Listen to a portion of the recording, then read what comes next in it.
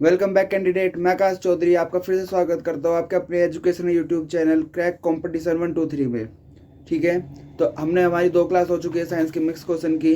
अभी हम जो है ना अपने प्रैक्टिस क्वेश्चंस के सेट ही लगाएंगे, क्योंकि थोड़े पेपर से नज़दीक पेपर आ रहे हैं, स्टेनो का पेपर भी आ रहा है और भी अभी CGL के भी आ रहे हैं। तो उनके अकॉर्डिंग हम अपने अभी मिक्स प्रैक्टिस लगाते हैं, क्योंकि अभी पूरे तरीके से कोर्स करवाना तो पॉसिबल नहीं है।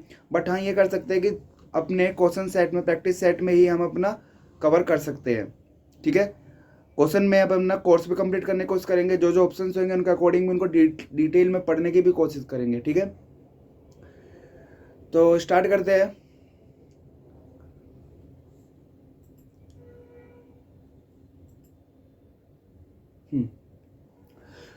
तो पढ़िए क्वेश्चन नंबर 1। क्वेश्चन नंबर 1 कह रहा है कि विच of the following is called the king of acid. किस एसिड को अमल का राजा कहा जाता है? सॉरी, किसको अमल का राजा कहा जाता है? देखिए ऑप्शन एक मिनट पुश करिए और देने की कोशिश करिए इसका। ठीक है, आते क्वेश्चन पे। फर्स्ट है इसमें hydrochloric acid, second nitric acid, third sulphuric acid and fourth none of this. क्या इनमें से कोई नहीं? अच्छा, हाइड्रोक्लोरिक एसिड, इसका रिप्रेजेंटेशन कैसे होता है? Molecular formula HCl। ठीक है, सल्फ्यूरिक एसिड का क्या होता है? H2SO4। ठीक है, तो आपके अकॉर्डिंग कौन सा आना चाहिए king of acid? Option number 3। ठीक है, जो सल्फ्यूरिक एसिड होता है इसको ही हम किंग ऑफ एसिड कहते हैं। ठीक है, इसको ही हम किंग ऑफ एसिड्स कहते हैं। ठीक है, सल्फ्यूरिक एसिड। अच्छा, एक बात और बताइए कि जो हमारी बैटरीज होती है, कार की बैटरी हो गई, मोबाइल की बैटरी हो गई, इसमें किस एटम का यूज़ किया जाता है? किसकी बैटरी होती है, किसको बोला जाता है जनरली? हमारे लिथियम की बैटरी होती है इसमें। ठीक है, तो हमारे जो फोन्स होते हैं और बैटरीज होती है कार की, उसमें किसकी बैटरी होती है? लिथियम की बैटरी होती है। ठीक है, एंड हमारा king of acid sulphuric acid होता है। ठीक है, अच्छा एक क्वेश्चन और, जब ये नाम चल ही रहे हैं, इनके सब नेमिंग चल रही है, एक होती है लाल दवा। ठीक है, रेड मेडिसिन बोलते हैं जिसको, वो किसको बोलते हैं? एक आपने मोलिकुलर फॉर्मूला पढ़ा भी होगा अपने जब एकेडमिक लेवल पे, KMnO4। ठीक है, सोडियम पर सोडियम पर मैग्नेट बोलते थे जिसको। ठीक है, वही होता है। ठीक है, उसी को लाल दवा बोलते हैं, KMnO4 को बोलते हैं लाल दवा। ठीक है, तो कोई किसी को issue?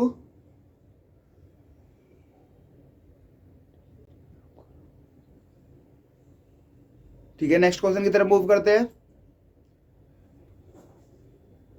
Which of the following which of the Newton's law is called law of Galileo's law.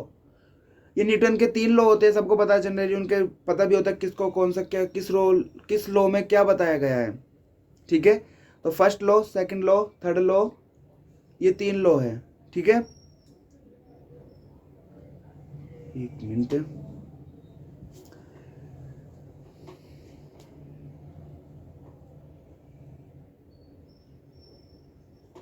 Wait करना एक minute.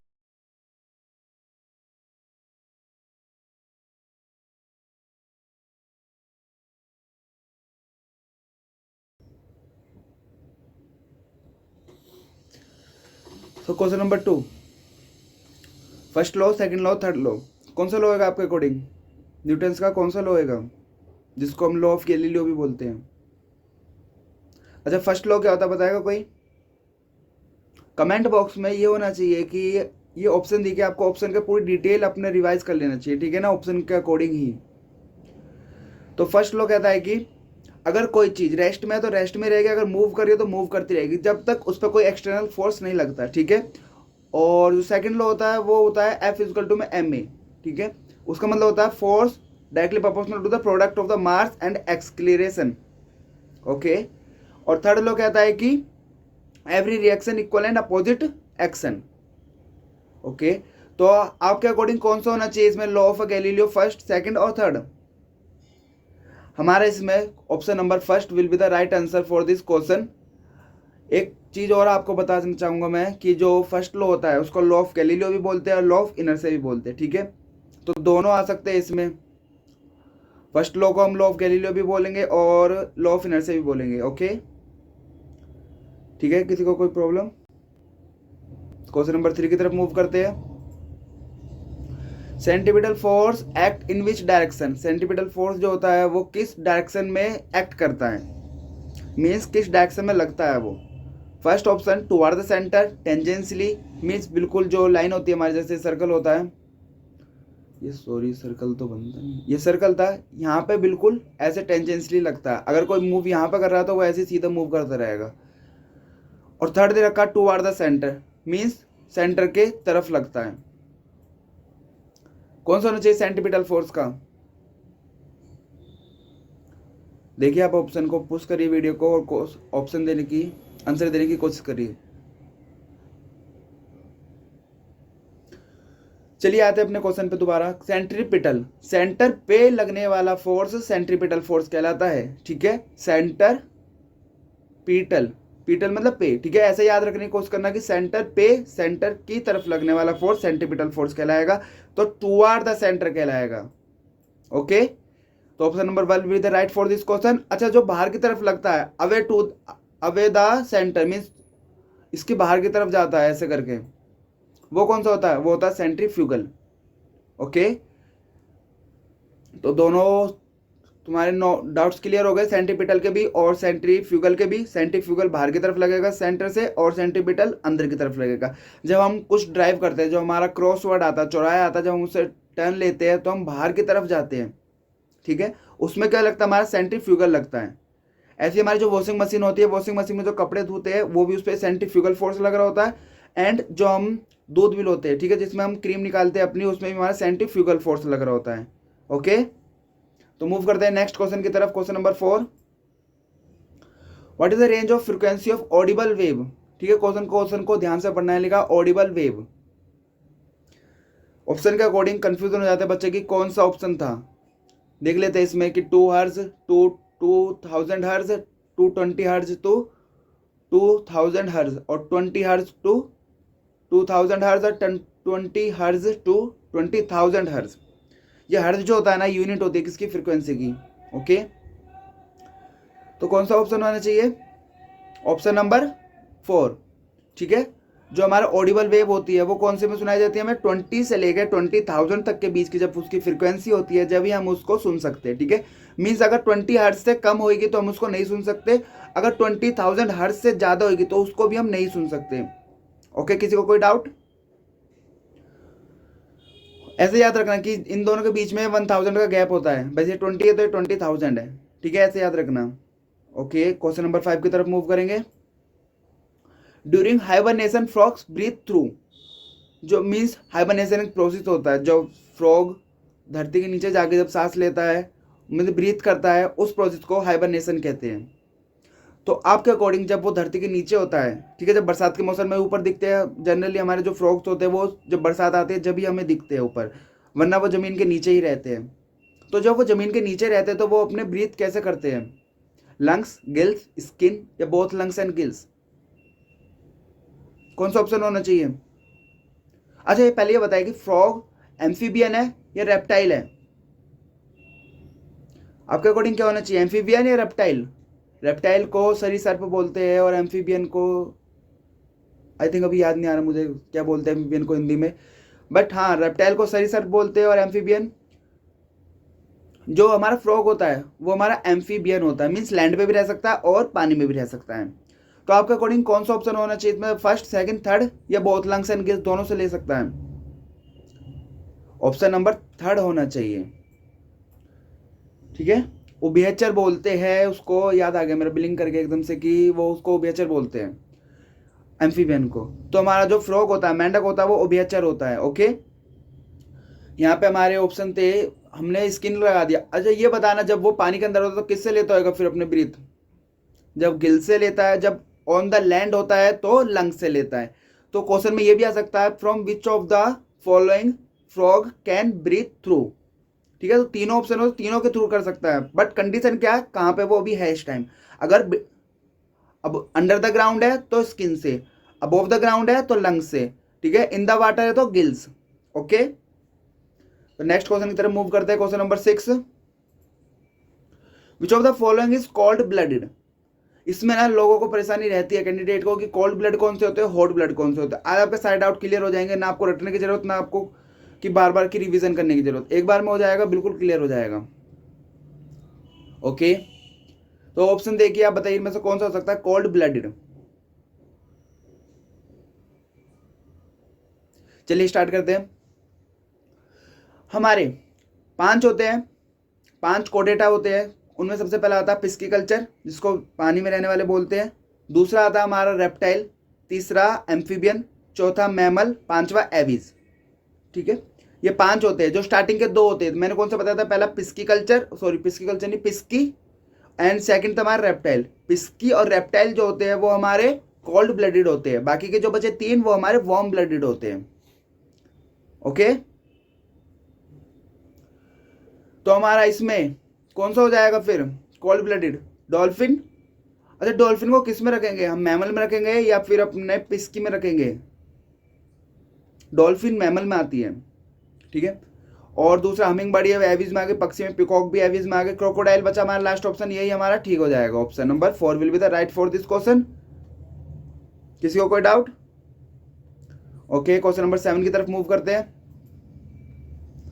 Which is known as suicide bag. Suicide bag इनमें से किसको कहते हैं? ये सारे कंपोनेंट है किसके, सेल के। सेल के अंदर ये सारी चीज मौजूद होती है, ये सारे कंपोनेंट सेल के है। तो इनमें से देख के बताइए कौन से कंपोनेंट को हम सुसाइड बैग कहते हैं। आरएनए, डीएनए, माइटोकॉन्ड्रिया या लाइसोसोम? आरएनए की फुल फॉर्म बताएगा कोई? Ribo nucleic acid. डीएनए की डाई राइबो न्यूक्लिक एसिड। अच्छा, माइटोकॉन्ड्रिया लाइसोसोम दोनों इंटरेस्टिंग क्वेश्चन है, इनके सब नेमिंग भी होती है। जैसे अभी चलो इसका क्वेश्चन का आंसर देते हैं। पहले सुसाइड बैग जो होता है उसको लाइसोसोम कहते हैं। मीन्स जो भी सारी सेल्स है वो कहां पर जाके डेड होती है, लाइसोसोम में जाके डेड होती है। Okay, and option number 3 mitochondria. Mitochondria को power house of the cell कहते हैं। मीन्स यही पूरी सेल को एनर्जी प्रोवाइड यही करवाता है माइटोकॉन्ड्रिया। और आरएनए जो होता है, आरएनए प्रोटीन को सिंथेसाइज करता है, मीन्स प्रोटीन बनाता है ये। ठीक है, तो क्वेश्चन नंबर 8 की तरफ मूव करते हैं। अच्छा, ये बताना आप कि हमारे जो ह्यूमन बीइंग होते हैं उसके अंदर क्रोमोसोम्स की कितनी संख्या होती है, कितने नंबर्स होते हैं, कितने पेयर होते हैं? पूछ लेते हैं ये क्वेश्चन भी। आगे हमारे क्वेश्चन मैंने डाला भी, ऐसे रिलेटेड है क्वेश्चन डिसीज का। जो क्रोमोसोम्स होते हैं हमारे वो 23 पेयर्स होते हैं, मींस 46 होते हैं टोटल। 23 पेयर में से 22 होते हैं जनरल वाले, और 23rd वाला जो होता है वो हमारा सेक्स क्रोमोसोम होता है, जिसमें हम एक्स और वाई को अपने पढ़ते हैं। ओके, तो क्वेश्चन नंबर 8 की तरफ मूव करें। विच of the following disease is acquired disease. अच्छा, एक्वायर्ड का मतलब होता है जो जन्म के बाद होती है बीमारी। एक होता है कॉन्जिनेंटल। कॉन्जिनेंटल जो जन्मजात बीमारी होती है, मीन्स वोम्ब से ही आती है, वो जो मदर का वोम्ब होता है उसी से ही आती है वो बीमारी, बाद में नहीं होती, पहले ही होती है। और एक्वायर्ड डिसीज होता है, मीन्स जन्म के बाद की बीमारी को एक्वायर्ड डिसीज बोला जाता है। तो ऑप्शन दे रखे मैंने 4, down syndrome, blueberry syndrome, Patau syndrome and typhoid. अच्छा, थोड़े ऑप्शन आपको इजी मिल गए तो आप लगा ही दोगे इसका, बट समझना जरूरी है क्योंकि वहां पे ऑप्शन कुछ भी दे सकता है। यहाँ पे ऑप्शन थोड़े इजी है बट वहां पे डिफिकल्ट आ गए तो फिर क्या करोगे? अच्छा, एक बार बताओ, जितने भी सिंड्रोम्स होते हैं वो सारे कॉन्जिनेंटल डिसीज होती है, और जो बाकी के बच जाते हैं वो सारे एक्वायर्ड डिसीज होती है। टाइफाइड कोई पेट से थोड़ी आता किसी को लेके टाइफाइड हो रहा भाई, टाइफाइड तो बाद में ही होता है ना आगे, तो वॉर्म से नहीं आता टाइफाइड। पटाउ सिंड्रोम और ब्लूबेरी सिंड्रोम, अच्छा पटाउ सिंड्रोम और डाउन सिंड्रोम दोनों सेक्स से रिलेटेड डिसीज है, ठीक है, क्रोमोसोम से रिलेटेड डिसीज है। इसमें क्या होता है, हमारे कोई जो डाउन सिंड्रोम में और पटाउ सिंड्रोम में क्रोमोसोम की संख्या कम हो जाती है। ओके, ये टाइफाइड भी ही राइट आंसर होगा इस क्वेश्चन के लिए। ओके, अच्छा ब्लूबेरी सिंड्रोम होता है, इसका मीनिंग किसी को पता है? बहुत से क्वेश्चन में पूछा भी जाता है ब्लूबेरी सिंड्रोम किसकी वजह से फैलता है। ये जो होता है मैंने आपको पहले बता दिया, कॉन्जेनिटल डिसीज है, मीन्स जन्मजात बीमारी है। ये जब मदर के वोम में होते हैं जब ही होती आती है। ये क्या होता है, इसमें बच्चे का जो होता है ना, जो हार्ट को प्योर और इम्प्योर ब्लड को अलग करता है, बीच के जो पार्ट होता है जिसको सेप्टम बोलते हैं, वो नहीं डेवलप हो पाता इसमें। क्यों? क्योंकि जो मदर होती है अगर वो नाइट्रोजन युक्त पानी पी लेती है, ठीक है, मीन्स अगर उसके अंदर नाइट्रोजन की मात्रा ज़्यादा होती है पानी के अंदर, वो पानी का सेवन करती है, तो उससे क्या होता है, जो सेप्टम होता है वो डेवलप नहीं हो पाता अच्छी तरीके से, और उसकी वजह से जब वो डेवलप ही नहीं हो पाया हमारा सेप्टम, तो प्योर और इम्प्योर ब्लड को आपस में मिक्स हो जाते हुए, ठीक है, तो वो जो बेबी होता है ज़्यादा दिन तक नहीं चल पाता। तो ये बीमारी होती है हमारी ब्लूबेरी सिंड्रोम। सबको डाउट क्लियर है? ओके, तो क्वेश्चन नंबर 9 की तरफ मूव करते हैं। Which of the following is a donor group. अच्छा, ये डोनर और रिसेप्टर, आज इसमें बिल्कुल कंफ्यूजन दूर हो जाएगी, ना आपको समझने की जरूरत ना आपको रटने की जरूरत, बस देखते ही आप आंसर दे दोगे इसका। सबको किस में डाउट रहता है? ए और बी को तो कोई नहीं छोड़ देखता, बस सबको ए बी और ओ में डाउट रहता है कि कौन सा होता है, ओ या ए बी। अच्छा, ये देखिए यहाँ डोनर में ओ आ रहा है और इसमें भी ओ आ रहा है, मीन्स ब्लड ग्रुप ओ जो होता है वो डोनर ग्रुप होता है, बाकी बच गया हमारा दूसरा ही रिसेप्टर होता है। ठीक है, यूनिवर्सल रिसेप्टर बोलते हैं इसको, यूनिवर्सल डोनर बोलते हैं। डाउट क्लियर आज के बाद बिल्कुल भी कि यहाँ पे ओ आ रहा है, डोनर में डबल ओ आ रहा है, तो यहाँ पे ब्लड ग्रुप भी हमारा ओ है, ये हमारा डोनर होएगा, यूनिवर्सल डोनर, और ये यूनिवर्सल रिसेप्टर होएगा, blood group A B. Okay, किसी को कोई डाउट? स्टार्ट करते हैं नया क्वेश्चन।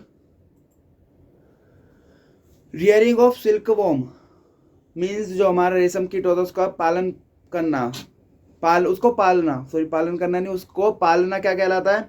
एपिकल्चर, पिस्कीकल्चर, सेरिकल्चर या नॉन ऑफ दिस।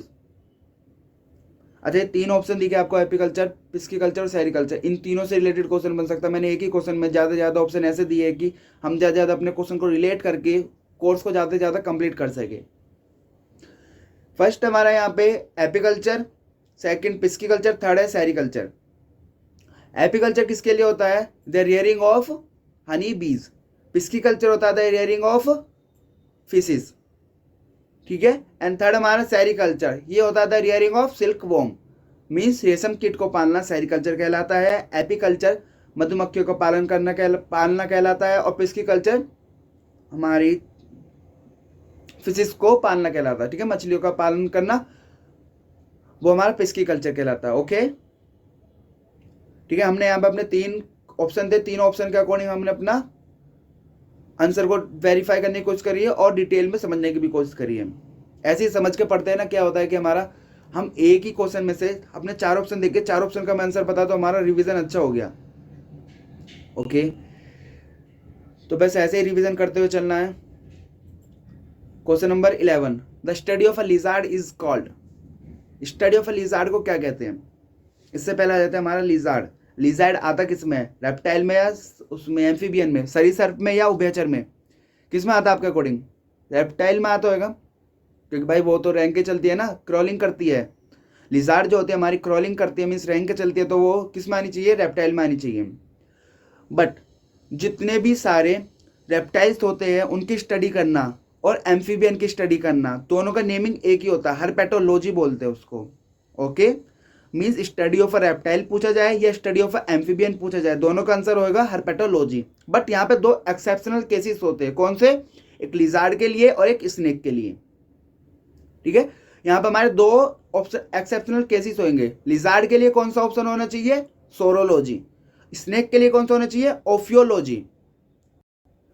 तो आज के बाद डाउट क्लियर हो जाएगा। रेप्टाइल में किसी भी एनिमल्स का पूछे या एम्फीबियन में किसी भी एनिमल का पूछे, सबका क्या कहलाएगा? हर्पेटोलॉजी कहलाता है। बट अगर दो स्पेसिफिक के बारे में पूछ ले, लिजार्ड के बारे में पूछ ले या फिर स्नेक के बारे में पूछ ले, तो लिजार्ड के लिए सोरोलॉजी एंड स्नेक के लिए ओफियोलॉजी। ओके, कोई डाउट? अच्छा, मैंने दो ऑप्शन और दे रखे, मर्मेटोलॉजी और जेरेंटोलॉजी। इन दोनों का मीनिंग कोई बताना चाहेगा मुझे? अच्छा, जैसे आपको मीनिंग पता हो ना, तो आप कमेंट बॉक्स में कमेंट करके बता दे करें, पहले मेरे बताने से पहले बताना। इससे क्या होता है, अपना एक माइंड शार्प होता है कि हमने जल्दी आंसर दिया तो वो ज़्यादा देर तक माइंड में स्टोर रहता है। बाद में सुन के देखते हैं तो वो स्टोर नहीं रहता, वो बस बोला आगे निकलते चले गए। सॉरी। इसमें थर्ड है मर्मेटोलॉजी एंड फोर इज जेरेंटोलॉजी।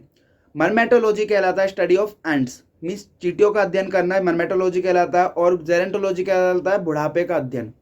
ठीक है, मीन्स स्टडी ऑफ एल्डरली बुढ़ापे को बोलते हैं। ठीक है, स्टडी ऑफ एल्डरली क्या होगा? वो जेरेंटोलॉजी, मीन्स जड़ लग जाता है ना बुढ़ापे में, जब कहते हैं जड़ लग गया तो जेरेंटोलॉजी हो गया।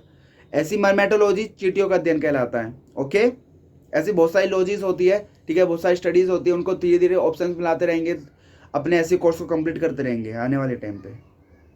ओके, तो क्वेश्चन नंबर 12 की तरफ मूव करें। Connection of bone to bone through, ये तो इजी क्वेश्चन है सबके लिए। ये चार ऑप्शन मैंने दे रखे हैं, इन चार ऑप्शन को डीपली पढ़ेंगे, थोड़ा और समझने की कोशिश करेंगे। तो देखिए चार ऑप्शन कौन कौन से, ligament, tendon, cartilage and synovial fluid.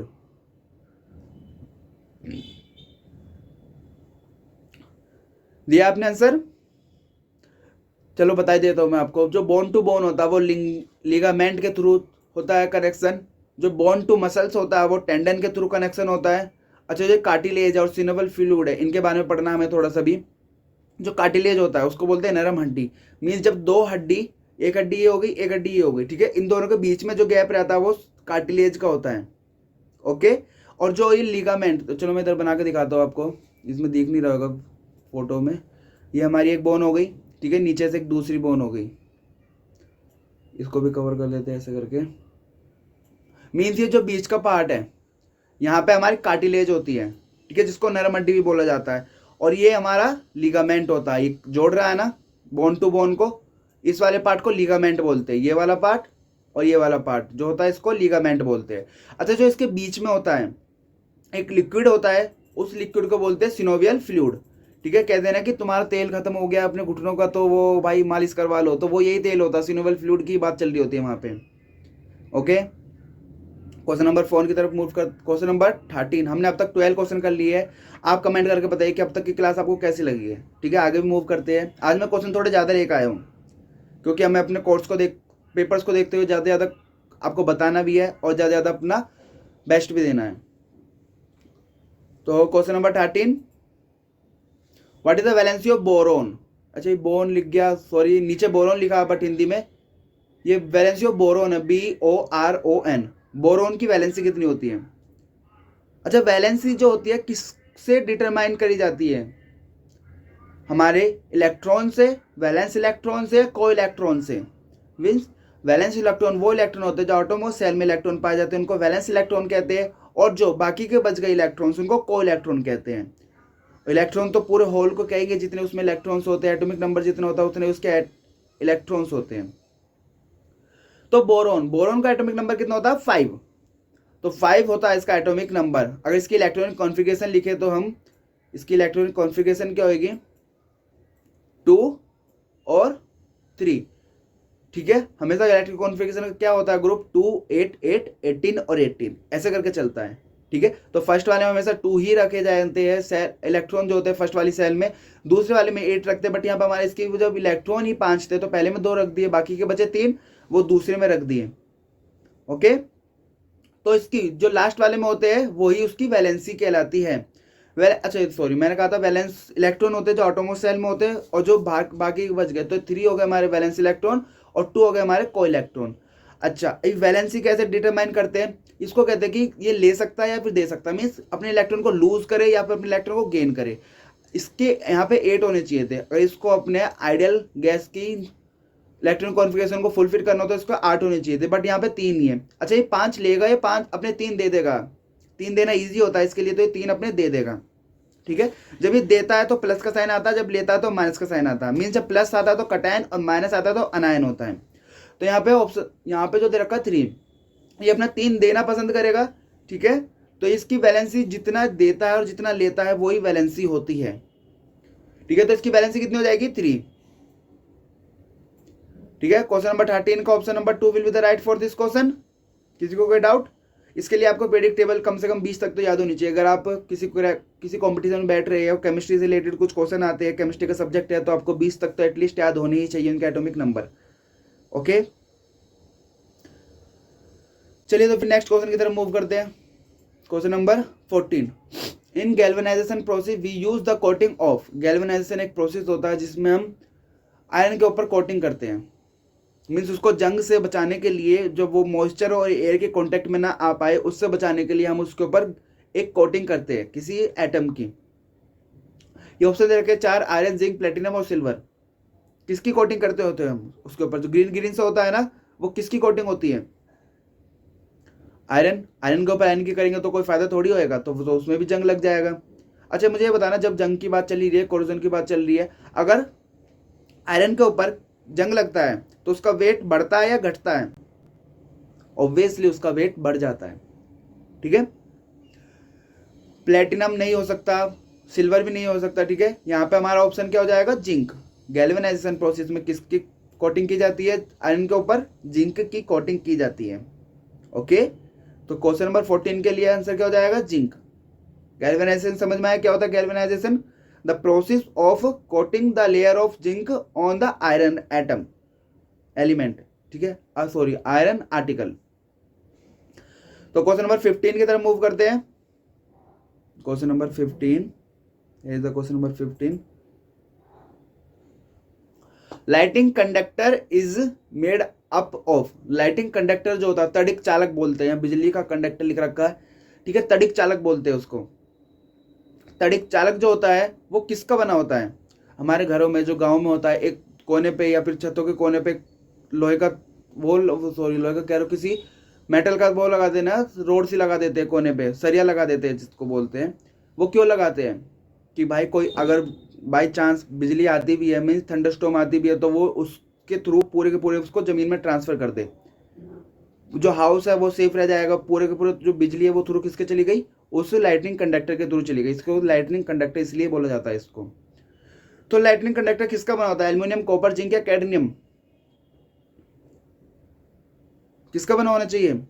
जो लाइटनिंग कंडक्टर होता है, हमारे जो बिजली के तार होते हैं, चलो इसको रिलेट करके पढ़ते हैं। लाइटनिंग कंडक्टर जो हमारे बिजली के तार होते हैं, घरों में जो तार होते हैं, वो किसके होने चाहिए, कॉपर के होने चाहिए या फिर सिल्वर के होने चाहिए, ठीक है, इन दोनों को होने दें। हमारे बेसिकली हम कॉपर के तार यूज करते हैं, सिल्वर महंगा होता है तो इसलिए हम उसको यूज नहीं करते, but most good conductor of electricity तो हमारा सिल्वर ही होता है।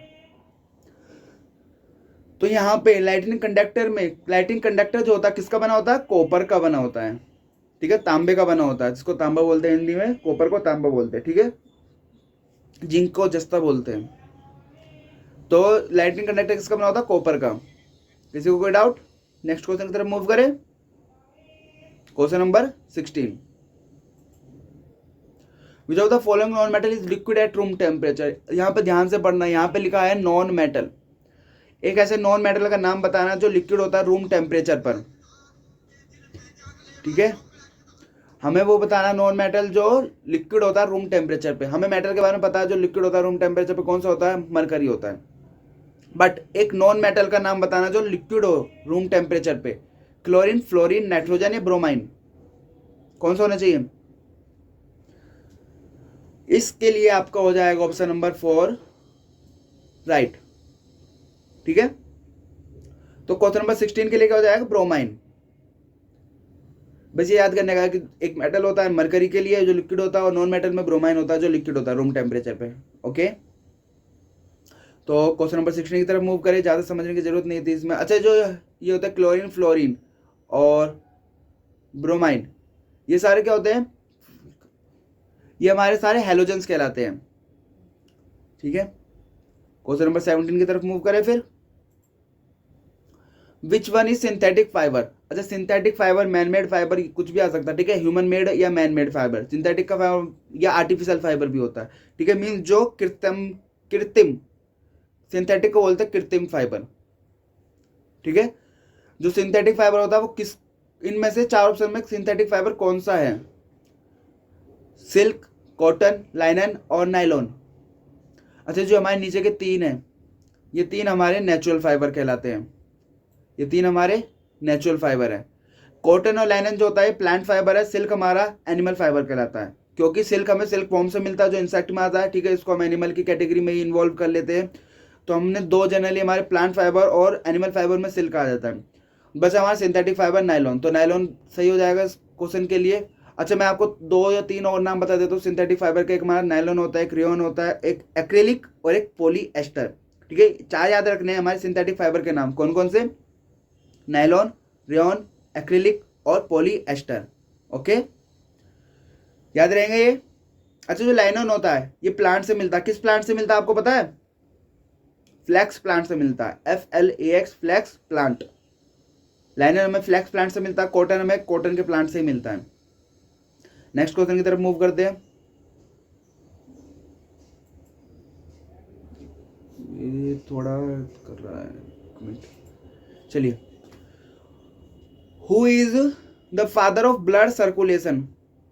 ब्लड सर्कुलेशन का फादर किसको कहा जाता है, Charles Darwin, William Harvey, RH Whittaker या अरिस्टोटल। अरिस्टोटल को हम अरस्तु भी बोलते हैं, अपने अपने, हमारे जो इंडियन होते हैं हम उसको अरिस्टो बोलते हैं, बाहर के उनका अरिस्टोटल बोलते हैं, ठीक है। तो कौन सा होना चाहिए? अच्छा, चार्ल्स डार्विन ने क्या दिया था? चार्ल्स डार्विन ने इनहेरिटेंस का दिया था। आर.एच. विटेकर ने 5 किंगडम का दिया था। अरिस्टोटल को, जो अरिस्टो को जो बोला जाता है फादर ऑफ जूलॉजी बोला जाता है, ठीक है। तो आपके अकॉर्डिंग कौन सा होना चाहिए ब्लड सर्कुलेशन का? एक ही ऑप्शन बचा, William Harvey. William Harvey with the right for this question. हमने अब तक अपने 18 क्वेश्चन कर लिए हैं। अगर आपको सेशन अच्छा लग रहा हो या अच्छा लगा तो हमें इसको लाइक करना, ठीक है, और नीचे कमेंट करके बताना कि हमारी ये प्रॉब्लम है सर, इसको थोड़ा और डीपली पढ़ाओ या फिर इसको थोड़ा और हमारे डाउट्स को क्लियर करो, ठीक है। वैसे मैंने अपना पूरा बेस्ट देने की कोशिश करी है। एक एक क्वेश्चन में 4 ऑप्शन थे, 4 ऑप्शन को हमने पूरी तरीके से पढ़ा है। अगर किसी से रिलेटेड कुछ क्वेश्चन आता है तो आप इसको लगा सकते हैं, ठीक है, ऑप्शन को टिक कर सकते हैं। एक होता है एलिमिनेट करके भी करना होता है। अगर हमको ऑप्शन नहीं आ रहे, मतलब अगर हमको क्वेश्चन नहीं पता, सॉरी आंसर नहीं पता, बट हम उनको एलिमिनेट करके कर सकते हैं कि जैसे हमें पता चार्ल्स डार्विन इनहेरिटेंस का था, आर.एच. विटेकर हमारा 5 किंगडम से था और एरिस्टोटल हमारा जूलॉजी से था। तो बच्चा कौन सा लास्ट जो अनयूजुअल से लग रहा है, कौन सा? William Harvey. तो विलियम हार्वे भी ऐसा कर सकते हैं। कभी कभी होता है ना ऐसा कि नहीं पता चल रहा कि कौन सा ऑप्शन होना चाहिए इसमें से, बट हम तुक्का लगाते तो तुक्का इसमें हम लगा सकते हैं विलियम हार्वे है, बट तुक्का नहीं है तो सही है, विलियम हार्वे ही है इसका। ओके, तो नेक्स्ट क्वेश्चन की तरफ मूव करते हैं। अच्छा, क्वेश्चन कंप्लीट हो गए। आज हम आपके सामने लेकर आए थे question number 1 to question number 18 तक के क्वेश्चंस। हमने इसमें 4 ऑप्शंस भी थे, मीन्स हमने अपने 18 क्वेश्चन में कम से कम अपने 40 या 40 क्वेश्चन तो एटलीस्ट हमने कर ही लिए हैं अपने, ठीक है, जो हमारे ऑप्शंस के अकॉर्डिंग भी करे हमने और क्वेश्चंस को भी थोड़ा हमने एक्स्ट्रा भी बताने की कोशिश करी है। अगर आपको हमारा सेशन अच्छा लगा हो तो उसको लाइक करना, सब्सक्राइब करना एंड कमेंट जरूर करके बताना कैसा लगा। कमेंट करने से क्या होता है, एक थोड़ा सा प्रोत्साहन मिलता है कि अगर स्टूडेंट पढ़ रहे हैं तो टीचर को भी पढ़ाने में अच्छा लगता है, ठीक है। Thank you.